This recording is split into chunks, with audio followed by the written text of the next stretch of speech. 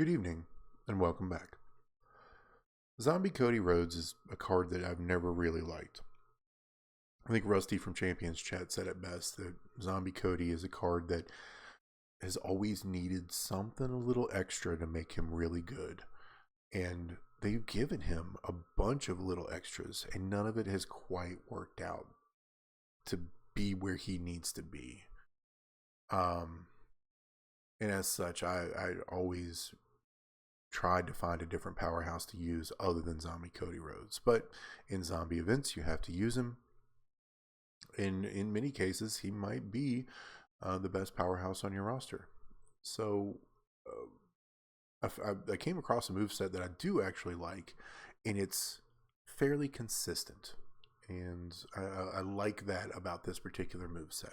It's got a couple of drawbacks, and we'll go over them as we come up to them. But it is not your traditional either red, yellow setup or triple red setup. It's his X break setup. We can look at that here. Corpse Cutter, choose a 7x2 area to make it a one-turn countdown gem, so it'll throw a whole bunch of randos into X's. Reanimated Slam, increase your red gem damage by 175% for one turn. This is huge. And Unearth Power Slam, choose 6 gems to make into multis of strength 7. This is also huge. In the current meta, when it comes to building cards, there's like a 1A and 1B to tell you if a card is going to be good or not. 1A is, does it make multiplies? And 1B, does it have a move that increases gem damage? And this moveset has both. Multiplies are pretty self-explanatory. If you can get a gem to do 7 times its base gem damage, it's good. You know, it's like breaking 7 gems at once. At the very least, in this setup right here, since there's strength 7, if you swipe 3 multi-gems, that's going to be the same as 21 gems being broken. That's good. The reason that these moves are so good is that they don't go off of base gem damage. They just go off of gem damage. So that your straps and medals and plates and moments and stuff like that get added into this 175%. This is, from what I understand, does not go off of base gem damage. Makes these incredibly powerful. And we're going to use both of these to great effect in this moveset. Talking about all the little toys that Cody has been given, one of them is the gear. Red moves start with 4 more red MP. This is important because the moves are a 6 MP for both purples and a 7 for the red. That's important to note. The moment is also going to do a little bit of work for us here. Multiplied gems generated from moves will increase their strength by 5. So those X7s turns into X12s, and X12s are big. There's no other way around it. X12s are big. Strap is a 40% gem damage strap, and then Fury 2s, and then I do have a 35% Fury 2 metal on it. And then I am running the Heart of Jade. Whenever you make 6 or more countdown gems, increase your purple and red gem damage by 100% for 2 turns. This is where this helps crank up the red gem damage, which gets offset or increased even more by the Reanimated Slam. Now, these are relatively high MP moves, so we are MP coach and trainer heavy. Woods for 4 purple, Butch for 4 red, Santa for 1 more. For the purples, which are just 6 MP, 4, 5, and 6 just for being you, and then Butch for 4, Santa 5, yourself is 6, the Reanimated Slam will be ready turn 2. And this is a turn 2 build. I know people hate turn 2 builds. They think they take too long. They're a little risky. I get it. I understand. However, I'm okay with that if I get some actual consistency and something fun to use with Zombie Cody Rhodes. The last coach slot here, I do have Zombie Bailey. Red gems do 30% more damage. Multiplied gems do 60% more damage. I think this is probably the best coach you can put here, but anything that increases multiplied gem damage, red gem damage, purple gem damage, or cross break X-Break, sorry. X-Break gem damage will also work in this spot if you don't have Zombie Bailey. Now, since it is a turn 2 build, there is an inherent risk. And we will go over that here in a little bit. But I get it. We're going against 6 stars gold Sami Zayn. And we are 6 stars silver. Fresh 6 stars silver, so I don't have any levels in it. He's still, I think, level 310 or 350, whatever base level is for 6 star silver. So if yours is maxed out, you can expect significantly more damage.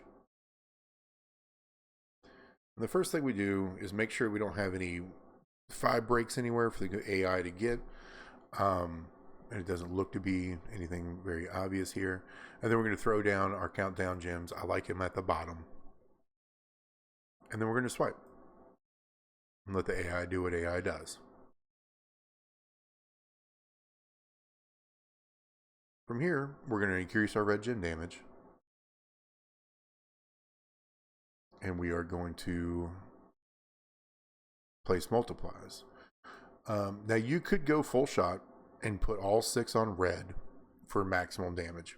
I like to hedge my bets just a little bit and put a multiply on purple so that everything reloads. From here, everything will be reloaded and we are going to blow the board.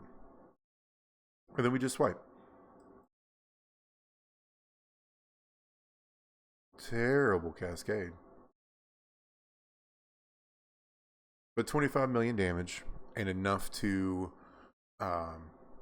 enough for the pin in this particular situation. 25 million damage, 6 star gold, that's 50. 50 works, and that was a very, very easy, slightly risky gameplay loop. I like that. I like slightly risky but very easy gameplay loops. But there is the elephant in the room of, yeah, it's a turn 2. So there's 2 things you can do. The first one is you can sacrifice damage to ensure that the opponent will not be able to get off their moves turn 1 unless it's like a 1 MP move or shoot, even if they're fully loaded, I guess.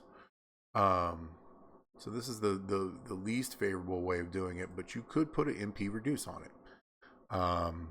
Edge will do it because it's any color move starting MP reduced by 1 for your opponent. So if they're banking on that 1 for being themselves to be loaded turn 1 and feud, you take that away from them. Edge will do that. Kali will do that. Iron Sheik will do it, and then there's 3 others that'll do it that I don't have either leveled up or even on my roster. So that's one way. And really, you're swapping out the damage you get from Zombie Bailey for some safety. Okay. The other way to do it is through a plate that I don't have, but the Eye of Judgment plate. And the Eye of Judgment plate, anytime you throw a bunch of countdowns, reduce your opponent's MP by 6, I believe. So it essentially will work like a sub. You just wipe all their MP, and as long as you're not facing a 1 MP card, you're extremely safe. So now you're at a position where you're safe. It's a 2-turn moveset, so if they cascade or 5 break or anything like that, it's going to kind of mess you up a little bit. But if they don't, you're smooth sailing. So I'm going to run it one more time. I'm going to try to emulate what a Eyes of Judgment plate would do by using props, and show you a little bit how much safer it could be. And just to go through the gameplay loop one more time, because it's pretty quick. I'm just going to use 1 prop. It'll be more than enough. Again, the Eye of Judgment plate would have wiped him completely out. There are no obvious 5 breaks on the board that we have to worry about right now. So here we go, and then we're just going to swipe. Pinning is okay if you get a big cascade, but you really want to kind of get it over here just for safety's sake. Increase your red gem damage again. Throw out our multis.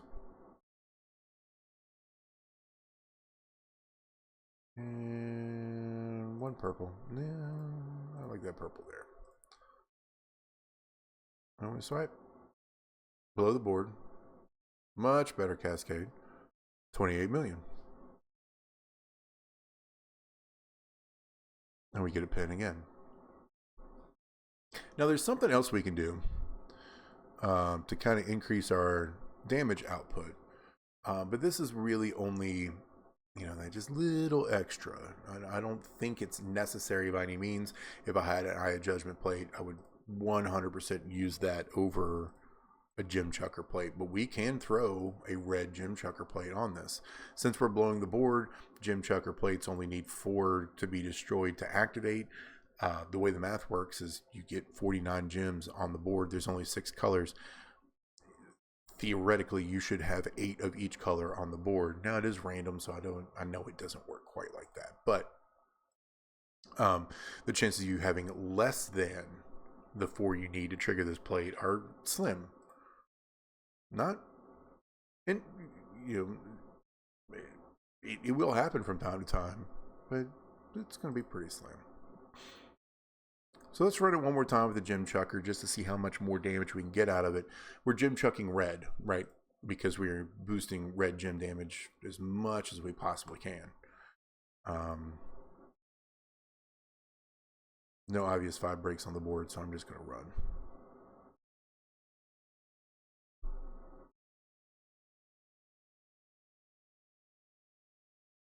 Increase red gem damage. Throw some multis. And we have more than 4 green on the board. They're going to be broken. We'll be just fine.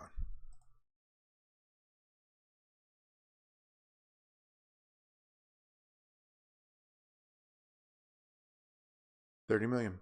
So at 6-star gold, unleveled, that'll be roughly 60 million. Once you level it all the way, he kicked out. Once you level it up a little bit more, you're probably looking at about 64 to 68 million at 6-star gold. That's all pretty decent.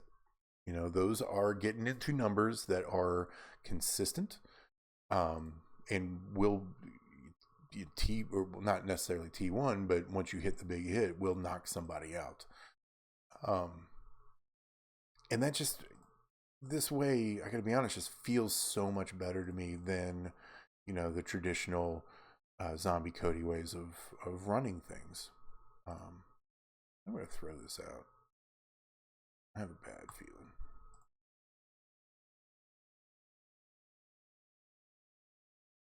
By the way, that does pretty significant damage too. That was a 3 swipe on red gems with the multis on it, and it did 12 million damage. Yeah, I don't know. I like it. I like it much better than any of the other traditional ways of running Zombie Cody, and will probably be the way that I run him from here on out. Now, I still have powerhouses that I prefer. I still think Braun Strowman is a better powerhouse than Zombie Cody. Full stop. And I will run him whenever I can, and he's even a little bit more difficult to set up and run, and do big damage. I just like his gameplay a little bit better. But there is, to me, a much more consistent and easier way to run Zombie Cody.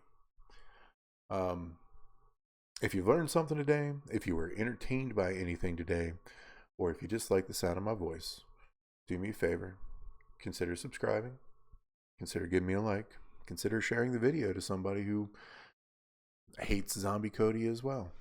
And we'll talk to you next time.